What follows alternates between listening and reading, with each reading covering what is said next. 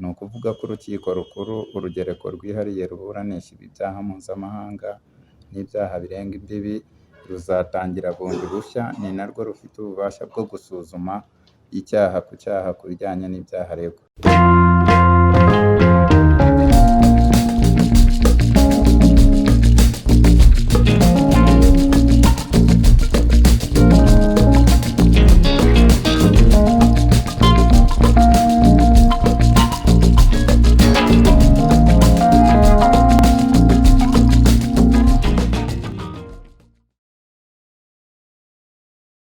Umunyapolitike wigenga Hakuzimana RACHID yagarutse mu rukiko kuri wa mbere tariki ya 10 ukwezi kwa 10 mwaka 2022 mu rubanza rwaranzwe no kujya impaka z'urudaca, impaka zatumye ubushinjacyaha butabona umwanya uhagije wo kumushinja ibyaha, ahubwo ubushinjacyaha bwafataga ijambo rya hato na hato mu kwisobanura ku birego byabaga bitanzwe na Hakuzimana RACHID.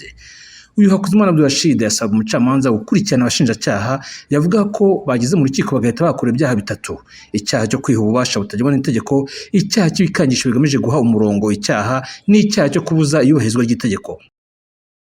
Abashinjacyaha babiri bahise basaba urukiko kubuza RACHID kuburega ibyaha, ariko we yakomeje kumureka ngo yisobanure. Cyakora hari aho yageze amwima umwanya wo kuvugana n'umunyamategeko we, ubwo RACHID yasabaga ko yabona ni buri minota 5 ngo agire icyo avuga n'umunyamategeko we mbere yuko ibonesha rikomeza. Cyakora ubwo bisobanura imbere y'ubushinjacyaha, Hakuzimana RACHID yatanze ibisobanuro bishingiye ku mategeko kugeza ubwo umucamanza yatangiye kurakara. RACHID akanyuzamo ngo umucamanza wirakara, gabanya ubukana mbashe kuburana. RACHID yakomeje yasaba umucamanza gukosora umwirondoro we, akongeramo ko ari umunyapolitiki akaba n'umumenyeshamakuru utarabigize umwuga.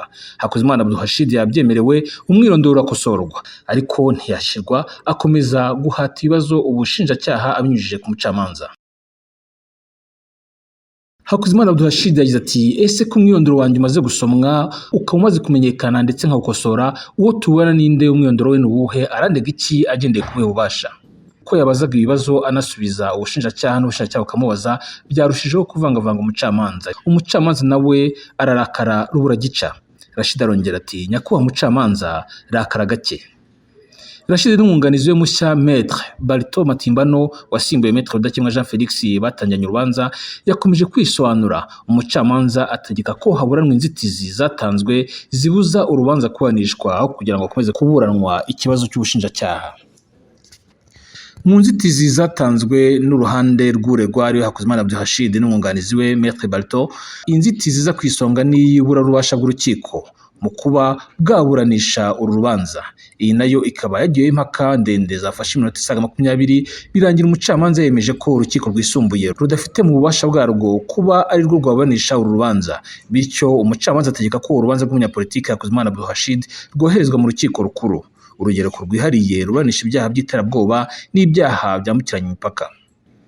Mu bisobanuro byatanzwe mu rukiko n'ingingo z'amategeko zishingikirijwe, byagaragaje ko ibyaha Hakuzimana RACHID akekwaho byarenze imbibi z'u Rwanda mu gihe byakorwaga, kandi hakaba na bimwe mu byaregwa bitari mu bubasha bw'urukiko rukuru ngo rube rwabiburanisha. Ibi byose bikaba byabaye zimwe mu mpamvu zatumye urukiko rwemeza ko rudafite ububasha competence bwo kuburanisha uru rubanza. Ikindi Hakuzimana RACHID yasabye umucamanza kandi kigafatwaho umwanzuro nk'uko we yawifuzaga, ni uguhamya ko atigeze akatirwa n'inkiko, kuko nubwo yafunzwe imyaka 8 nta mwanzuro n'umwe w'urukiko wigeze ubaho ngo umuhamye icyaha icyo ari cyo cyose cyangwa ngo akatirwe igifungo icyo ari cyo cyose muri iyo myaka 8 yafunzwe. Urubanza rurangiye, Hakuzimana RACHID akikijwe n'abacungagereza benshi bamunyujije mu gikari bamujyana ku modoka y'imfungwa yagomba kumusubiza imageragere. Kumufotora bikaba bitashobokaga kubera ijisho ricyari ry'abacungagereza batabyemeraga na gato. Nyuma y'iburanisha negere umwunganizi mu mategeko Hakuzimana RACHID Maître Barito Matimbano mubaza bimwe mu byo mwe mudukurikiye mukeneyeho ibisubizo. Umunyamategeko ukaba n'umwunganizi mu mategeko Maître Matimbano Bertin, mumaze kuburanira RACHID Hakuzimana nk'umunyamategeko muri ubu ngubu, intera mugezeho nuko mwasabye ko urukiko rugaragaza ko rudafite ububasha bwo kuburanisha urubanza. Byanzuye bite kandi kuziye mpamvu rwemeje ko rudafite ububasha bwo kuburanisha urubanza? Urakoze cyane munyamakuru, ngira ngo nibyo koko twatanze inzitizi igaragaza ko urukiko rwisumbuye rwa Nyarugenge rudafite ububasha bwo kuburanisha Hakuzimana RACHID kubera ko mu byaha bitandukanye aregwa harimo icyaha cyo guhakana no gupfobya Jenoside kitaburanishwa n'Urukiko Rwisumbuye rwa Nyarugenge, cyateganyirijwe kuburanishirizwa mu rugereko rwihariye rw'Urukiko Rukuru ruburanisha ibyaha mpuzamahanga n'ibyaha birenga imbibi. Ubwo rero byagiweho impaka igihe kirekire n'ubushinjacyaha n'urukiko, ariko urukiko rufata icyemezo cy'uko rudafite ububasha bwo kuburanisha iki kirego nk'uko n'ubundi byazamuwe n'ubununganira dufatanije. bifitiye inyungu ku muburanyi wanyu w'umwunganira? Bifite inyungu ikomeye kuko itegeko nshinga rya Repubulika y'u Rwanda riteganya ko umuntu afite uburenganzira bwo kuburanira mu rukiko rufite ububasha. Iyo rero ni inyungu ya mbere yo kuba uburenganzira bwe bwo kuzaba ahagaze imbere y'urukiko rufite ububasha buzaba bwubahirijwe. Ikindi kandi burya mu rukiko urugereko rwihariye rufite ububasha bwo kuburanisha bene ibi byaha aregwa, abacamanza akenshi baba barabihuguriwemo bafite ubumenyi bwihariye kuri ibi byaha, bityo rero gusuzuma ibi byaha aregwa tubifitemo inyungu kuko abacamanza bazaba bafite ubumenyi buhagije burenze ubw'izindi nkiko zisanzwe. Metere, reka mubaze gatoya, Rachid akenshi aburana avuga ko ari umunyapolitiki, kandi tumva ko abanyapolitiki kuri gereza bagira ibibazo byo kubonana n'abavoka mu buryo bwihariye. No kuri Rachid byaba ariko bimeze, wenda hakaba hari uburyo babaha iminota mikeya, cyangwa se ugasanga ntabwo hariho ubwisanzure mu kuba mwaganira ku madosiye uko bisanzwe bimeze. Nka Karasira agenda bigaragaza cyane mu rubanza rwe. Kuri Rachid we byaba bimeze gute iyo musuye kuri gereza? Kuri Rachid n'ubundi nawe afatwa nk'abandi banyapolitike nyine nk'uko umaze kubimbaza. Ikindi kandi kiba kigoye ni uguhanahana inyandiko. Nk'ubu iyo afunze hariya ntashobora gutegura inyandiko ngo ayinshyikirize, kenshi yagiye ambwira ko babimubuza kuba yategura imyanzuro kugira ngo ayirime. Ibyo rero biragoye iyo ngiye nkandika ibiturutse mu bitekerezo gusa bitari mu nyandiko, kuko birumvikana ko no mu gutegura nanjye birangora kuko mba ntafite ibyanditse biturutse kuri nyir'ubwite. Iyo mubisabye ubuyobozi bwa gereza bwo babwira iki? Ubuyobozi bwa gereza byo kubuyisaba burabyemera, ariko urumva procedure yo kujya gusaba no gusubizwa kandi rero bifata igihe kirekire, kandi n'umwavoka aba afite ibindi byinshi ashobora gukora. Iyo yateguye gahunda yo gusura umukiriya n'ubundi aba yiteguye ko byibuze byaba byiza kuba bakominikana ku bijyanye no guhanahana inyandiko. None kubuzwa uburenganzira k'umuburanyi kw'imfungwa byo mubikoraho iki? Ni nabyo no mu rukiko yagiye abigarukaho, ashaka hamwe na hamwe kubigaragaza, cyane cyane urukiko iyo rubibwiwe rushobora kubifataho icyemezo rugategeka gereza kugira ngo ibyubahirize, kuko kenshi na gereza nayo yitwaza ko ifite amabwiriza runaka igenderaho, ariko atakagombye nyine gushingirwaho hagati y'umwunganizi n'uwo yunganira. Maître, kubura ububasha, ububasha ry'urukiko rwisumbuye rwa Nyarugenge ku rubanza rwa Rachid Hakuzimana bisobanuye iki ku mwaka amaze afunzwe? Bisobanuye iki ku manza zabaye mbere kugeza kuri uru rwego? Birumvikana nk'umuntu ufunze, kuri twe tubifata nyine ko binyuranije n'amategeko, kuko gufungwa umwaka wose utegereje kuburana, ariko kandi nanone ntekereza ko biterwa ngira ngo n'imanza nyinshi ziba ziri mu nkiko, ariko kubera ko ababishinzwe wenda bashobora kuzabifataho icyemezo kugira ngo icyo kibazo gikemuke, na cyane ko ubu ngubu bagifatwa nk'umwere mu gihe cyose atarahamwa n'icyaha. Bivuze ko kuba yaratatangira kuburanira nyirizina, urubanza rwe ruzaburanishwa n'urukiko rukuru ruzaba rutangiye bushya. Ni ukuvuga ko urukiko rukuru urugereko rwihariye ruburanisha ibi byaha mpuzamahanga n'ibyaha birenga imbibi ruzatangira bundi bushya, ni narwo rufite ububasha bwo gusuzuma icyaha ku cyaha ku bijyanye n'ibyaha aregwa. bivuga ko n'inyito z'icyaha zishobora guhinduka. Ibyo wenda naba ninjiye cyane muri dosiye imbere, ariko n'ubundi iyo urukiko rusanze ko inyito y'icyaha atariyo rushobora kuyihindura, rufite ubwo bubasha. Turabashimira cyane, murakoze Maître. Murakoze.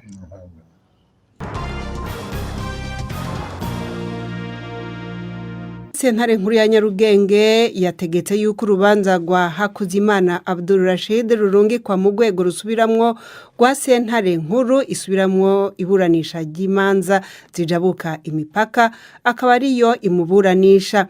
Nyuma yaho Hakuzimana atangiye intambamyi z'uko sentare nkuru ya Nyarugenge atabubasha ifise bwo kumuburanisha. Hakuzimana avuga yuko ari umunyapolitike n'umunyamakuru, akaba aregwa ibyaha 4 birimo guhakana no gupfobya jenoside. Ubushikirizamanza bukavuga yuko yabikoreye mu bitangazamakuru bitandukanye no ku rubuga rwiwe rwa YouTube. Ni nkuru ya Yves Bucana yakurikiranye urwo rubanza.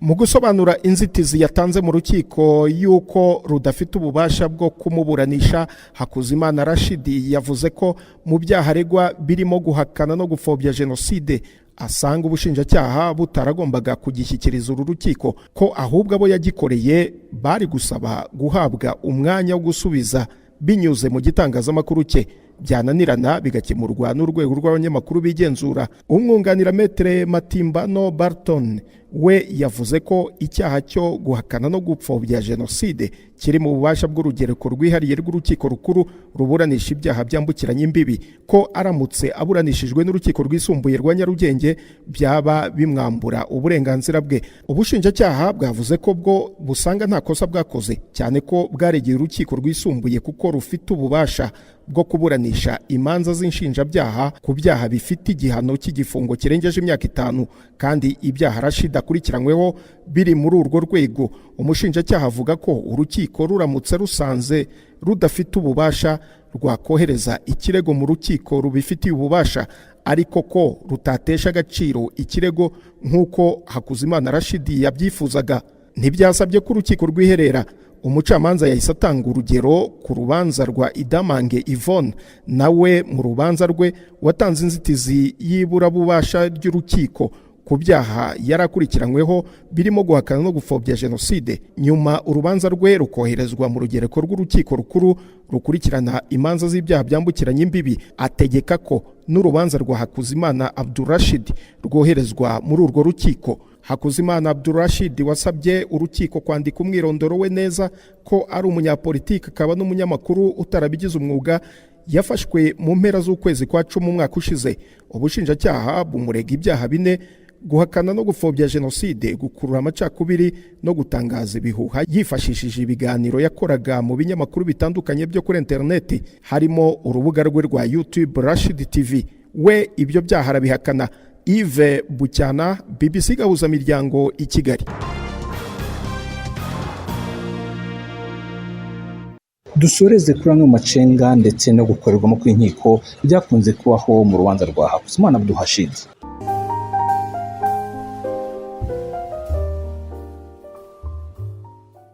Urubanza rw'umunyapolitiki Hakuzimana Abdul-Rashid, rumwe mu zagiye zigaragaza ko zitazoroha bikagaragara mu ikubitiro, rukomeje kugenda rugaragaramo utugobeko twinshi, cyangwa se rukazacikira inzira igati umuburanyi akaba yarwivanamo nk'uko byagiye bigenda kuri bamwe muri uyu mwaka wa 2021. Mu tugobeko turi kugaragara muri rubanza, icyambere cyo nuko ku wa 23 Ukuboza mwaka wa 2021 ubwo Hakuzimana Abdul-Rashid yitaga urukiko, kimwe mu bitatangajwe n'itangazamakuru nuko hagiye habaho kongorwa k'umucamanza igihe cyose agera gitatangaza ku byemezo bifatiwe Hakuzimana Abdul-Rashid. Ikindi cyavuzweho dusodeko twagiye tugaragara muri rubanza, hari akagobeko ko kuba uyu muburanyi umunyapolitiki Hakuzimana Abdul-Rashid yaratangaje ko ashaka kuburana ahibereye aho gukoresha inzira z'ikoranabuhanga. Ibi haragiye bisa mbere bakabyangirwa, ese bizagira biti. Akandi kagobeko nako ko yaravuze ko iminsi 30 y'agateganyo burana n'ubundi yarangiye. Iyi minsi 30 y'ifungwa ry'agateganyo uyu Hakuzimana Abdul-Rashid si wenyine uri kuyiburana yarayirengeje, dore ko hari benshi bagifunzwe iminsi 30 y'agateganyo kandi amazemo igihe kirenze. Twahera kuri Karasema Mbere wafunzwe ku itariki 31 z'ukwezi kwa 5 mwaka wa 2021 akaba amaze amezi 6 wafunzwe iminsi 30 y'agateganyo. Uyu nawe ntari kwemera kuburana. Hari umunyamakuru Theoneste Nsengimana nawe wafunganywe bafashwe ku itariki ya 13 ukwezi kwa Kwakira mwaka wa 2021 nabo bakaba amaze amezi 2 n'igice bafunzwe iminsi 30 y'agateganyo. Hari kandi Dr Kayumba Christopher wafunzwe tariki ya 9 Nzeri uyu mwaka wa 2021 nawe akaba amaze amezi hafi 4 yafunzwe iminsi 30 y'agateganyo. Umunyapolitiki umushakashatsi akaba n'umwarimu wa kaminuza Dr Kayumba Christopher mu bushakashatsi yakoreye muri gereza ubwo yarafunzwe mu mwaka wa 2019 yanzuye ko muri gereza mu Rwanda mu bafunzwe 5 umwe abafungiye iminsi 30 y'agateganyo. Ni ukuvuga ko 20% baba bafunzwe iminsi 30 y'agateganyo igenda yisubiramo kuri bamwe ntinarangire. Nakoze n'ubushakashatsi nkiri muri gereza 20% irenga y'abantu bafunzwe nabafunzwe iminsi 30. Umwe kuri 5 mu bantu batanafunzwe umwe afungiye iminsi 30. Ariko ariko birababaje. Ni ukuvuga yuko bafite imikoranire. Ubushinjacyaha bufite imikoranire n'ubucamanza idashingiye ku kuri. Ubundi bakajya mu gihe z'amategeko ngaho mbwira ubutabera buri aho ngaho. Ubu se ntuza abanyamakuru b'iwacu TV 3 bafunzwe bamaze imyaka 3 bafunzwe ngo ku minsi 30. Umunyapolitiki wigenga Kuzimana RACHID biragaragara ko mu ibana rye riheruka muri uko kwezi ku itariki ya 23 nk'uko nabivuze nawe yagaragaje iki cyuho mu ifungirwe ye avuga ko nubwo afunzwe iminsi 30 y'agateganyo iyi minsi yarangiye kera nubwo ari kwibana iyi minsi yashizemo akaba asaba ko yabona idegembya ari hanze. 90% y'abantu y'abanyarwanda bagezwa imbere y'inkiko 90% irenga ntabwo bajya babaha uburenganzira bwabo bwo kuburana badafunzwe, kandi ubwo burenganzira buteganywa n'itegeko bushingiye ku ngingo ivuga yuko uri umwere, umunyarwanda ari umwere, umuntu ari umwere kugeza ahamijwe n'urukiko icyaha bamurega. Iyo rero bagufunze niba guhubwo burenganzira ukamara muri gereza katuvuga umwaka cyangwa 2 cyangwa 3 barangiza bagasanga uri umwere bakakurekura, ubwo se icyo gihe umaze muri gereza n'indi ukishyura. Kandi abantu barahari benshi bamara igihe mu nkiko barangiza bakarekurwa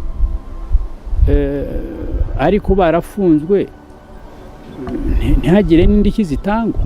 Mu rubanza rwa Kuzimana RACHID yanze kubana ku mpamvu yo kubatemera kubana mu nzira z'ikoranabuhanga ntibizwi niba ubusabe bwe buzahabwa agaciro, kuko na Madame Damange Ryamugwiza Yvonne yanze kubanira ku ikoranabuhanga ntiyemererwa kubana hibereye, ariko umwihariko kuri Damange wo ukaba warabaye ku rubanza rwe rwashyizwe mu hezo akanga kongera kwitaba ukundi kugeza akatiwe. Ese Kuzimana RACHID aramutse atemerewe kubana yibereye mu rukiko nawe yazikura mu rubanza akazakatirwa ataburanye? Nibyo guhangwa amaso. Urubanza rwa Kuzimana RACHID rwo kwa 23 Ukuboza uyu mwaka rwongeye gukurikiranwa n'umwana w'umuto w'umuhererezi rukujyanwa kandi n'umukobwa we mukuru ndetse n'umufasha we. Ikitarasobanukiye abakurikiranye urubanza ni uko umucamanza yaragendaga avuga ku rubanza rwa RACHID hagati mu zindi manza akabanisha izindi mu kandi kanya akagaruka ku bya RACHID. Inshuro yagarukaga ku rubanza rwa RACHID niyo yabaga amaze kongorerwa n'umugabo winjiraga mu rukiko ahica abacamanza akajya agira ibyo abwira umucamanza nyuma agasubirayo. Icyo gihe umucamanza nawe agahita agira icyo atangaza ku rubanza rwa RACHID agitangariza abakurikiye iburanisha. Ibi byo kuba hari uwazaga kongorera umucamanza ku byemezo mu rubanza rwa RACHID byabaye inshuro 3. Uru rubanza kandi rwari rwatinze gutangira amasaha 5 kubera ko abacamanza bari bagiye kwikingiza coronavirus. Twibukiranye ko byagifashe mu rukiko ubwo Kuzimana RACHID aherukayo mu kwezi asaba kutaburanira ku ikoranabuhanga, asaba gufungurwa kubera ko iminsi 30 y'agateganyo yarenze mu miburanire kandi akaba hakana ibyaha byose aregwa. Sentare nkuru ya Nyarugenge yasibije urubanza rw'umunyapolitiki RACHID Kuzimana aregwa ibyaha byo guhakana genocide yakorewe abatutsi no gutera amacakubiri mu banyarwanda. Inkuru y'umumenyesha makuru w'ijwi rya Amerika Eric Bagiribusa i Kigali mu Rwanda. Urubanza rwatangiye rukerereweho amasaha agera muri 5 twasanze ku miryango y'urukiko rwisumbuye rwa Nyarugenge amatangazo yavugaga ko abacamanza bose b'urukiko bari babanje kujya gufata urukingo rwa COVID-19. Umunyapolitiki Abdul Rashid Hakuzimana yajuririye urukiko asaba gufungurwa by'agateganyo. Yitabye akoresheje uburyo bw'ikoranabuhanga rya Skype ari muri gereza nkuru ya Nyarugenge iri Mageragere mu nkengero z'umujyi wa Kigali.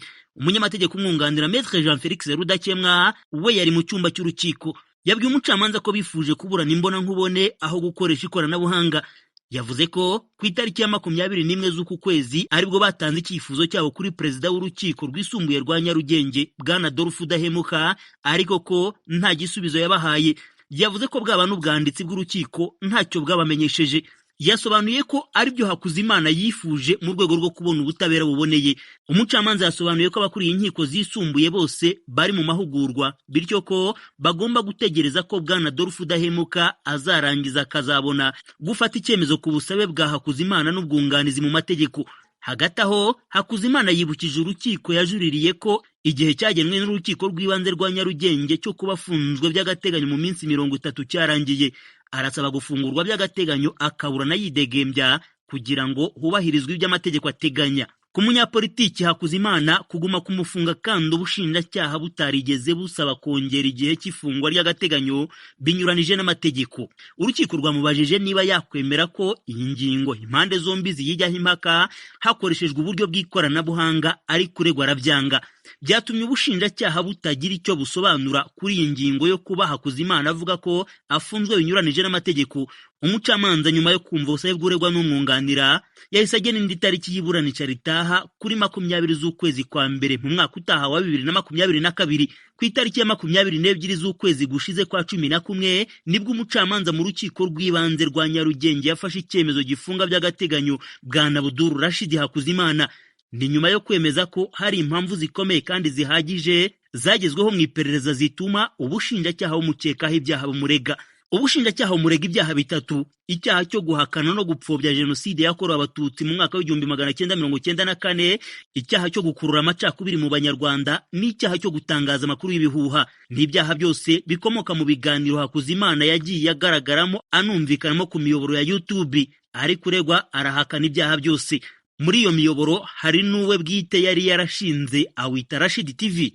Mu magambo ubushinjacyaha bumuregesha harimo aho Hakuzimana arondora urutonde rw'abashatse kwiyamamariza gutegeka u Rwanda ntibabigereho bikarangira ubuzima bwabo bukomereje muri gereza ku mpamvu y'iti za politiki. Muri abo avugamo umunyapolitiki Victoire Ingabire ukuriye ishyaka Darufa umurinzi ritaremerwa n'amategeko y'u Rwanda, Maître Bernard Ntaganda perezida fondateur w'ishyaka PS Mbere kuri ryacitsemo ibice, muganga Theoneste Niyitegeka, Bwana Deo Mushayidi wa PDP Imanzi n'abandi. Mu mvugo za Hakuzimana yumvikana avuga ko umusanzu we mu biganiro wari ugamije gukora icyo yise kugangahura u Rwanda kuko yemeza ko kurutegeka ari umwaku. Ubushinjacyaha bumuregesha amagambo yavuze asaba ko kwibuka jenoside yakorewe abatutsi byagombye kuvaho cyangwa bigakorwa mu bundi buryo, ubundi akanavuga ko atari abatutsi bonyine barokotse jenoside. Si ubwa mbere Bwana Hakuzimana Abdul Rashid yambitswe impuzankano y'iroza iranga abafungwa. Yigeze gufungwaho indi myaka 8 kuva mu mwaka w'2006 kugeza mu mwaka w'2014 aregwa ibyaha byo guteza imvururu cyangwa imidugararo muri rubanda. Avuga ko yazize impamvu za politiki. Yakunze kumvikana avuga ko yazize ko yari afite umushinga wo gushaka kunga perezida w'u Rwanda Paul Kagame n'uwo yasimbuye ku butegetsi Bwana Pasiteri Bizimungu. Bagira ubusa ijwi rya Amerika i Kigali. Tukiri mu Rwanda, urundi rubanza rwasubitswe ariko noneho biturutse kuregwa ni urwa RACHID Hakuzimana wanze kuburana atari mu rukiko nyuma yo kumenyeshwa ko yaburana hakoreshejwe uburyo bw'ikoranabuhanga bwa Skype. Umuburanira yamenyesheje urukiko ko RACHID Hakuzimana yifuza kuburana imbona nkubone. Urukiko rwisumbuye rwa Nyarugenge rwagombaga gusuzuma ubujurire bwe usaba ikurwaho ry'igifungo cy'agateganyo yakatiwe n'urw'ibanze. Bwana RACHID arakakana ibyaha aregwa birimo gupfobya jenoside yakorewe abatutsi kuko avuga ko hari n'abahutu ngo bishwe. Ibyaha ashinjwa biva mu byo yavugiye ku biganiro yatanze no ku rubuga rwe RACHID TV yari yarashinze ku murongo wa YouTube. Byabaye ngombwa ko urubanza rusubikwa nk'uko bisobanurwa n'umunyamakuru wacu Jean Claude Mwambutsa wari mu rukiko. Itangazo rimanitse ku muryango ufunze w'ubwanditsi bw'urukiko niryo ryakiriye abantu bose baganaga urukiko rwisumbuye rwa Nyarugenge uyu munsi mu gitondo. Ni itangazo ryasabaga abantu bose kwihangana mu gihe kitazwi kuko abakozi b'urukiko uhereye ku bacamanza bari bazindukiye kwikingiza icyorezo cya COVID-19. Nyuma y'amasaha asaga 4 nibwo umucamanza yahamagaye urubanza uregwa atari mu cyumba cy'iburanisha. Hagombaga kwifashishwa ikoranabuhanga rya Skype, ariko si bwo buryo bwari bwifujwe n'uregwa. Umunyamategeko we Felix Rudakemwa yamenyesheje umucamanza kuregwa yari yasabye kuba ari mu rukiko, gusa byageze ubwo urubanza ruhamagazwa urukiko rutaratangaza icyemezo ku busabe bw'uregwa. Umunyamategeko yabwiye umucamanza ko ubwanditsi bw'urukiko bwaramutse bufunze kandi ko nta kindi gisubizo yahawe mbere. Ubwanditsi bw'urukiko bwatangaje ko perezida w'urukiko adahari kandi ari we wenyine wemerewe gusuzuma ikibazo nk'iki. Hakuzimana n'umwunganira bahise basaba ko urubanza rusubikwa bakabanza kubona igisubizo cy'urukiko, gusa bongeyeho ko uregwa akwiye kurekurwa kuko afunzwe binyuranije n'amategeko, dore ko iminsi 30 y'igifungo yakatiwe n'urukiko rubanza yamaze kurenga. Ntacyo umucamanza yavuze kuri ubu busabe kuko uregwa yari yamaze kugaragaza ko atifuza kuburana atari mu rukiko. Umucamanza yavuze ko impande ziburana zigomba kongera guhurira mu rukiko ku itariki ya 20 z'ukwezi gutaha. RACHID Hakuzimana akurikiranyweho ibyaha bitatu: icyo gupfobya jenoside, gukurura amacakubiri no gukwirakwiza amakuru y'impuha. Ni ibyaha ubushinjacyaha buvuga ko yakoreye kuri televiziyo ye ya RACHID TV ikorera ku murongo wa YouTube. Mu biganiro binyuranye Hakuzimana yumvikanye kenshi anenga ubutegetsi. Yatawe muri yombi mu mpera z'ukwezi kwa 10 ubwo yari yitabye ihamagazwa ry'ubugenzacyaha. Avuga ko atahawe umwanya wo kwisobanura, ikaba yarabaye intandaro yo kwanga kuburana agahitamo guceceka.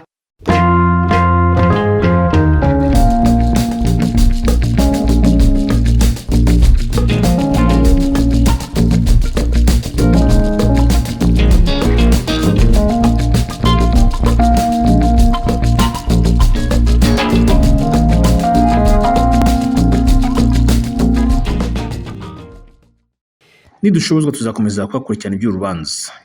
Iyi ni Pax TV IREME News, ijwi ry'abativugira. Jewe ndi Ntwari John Williams.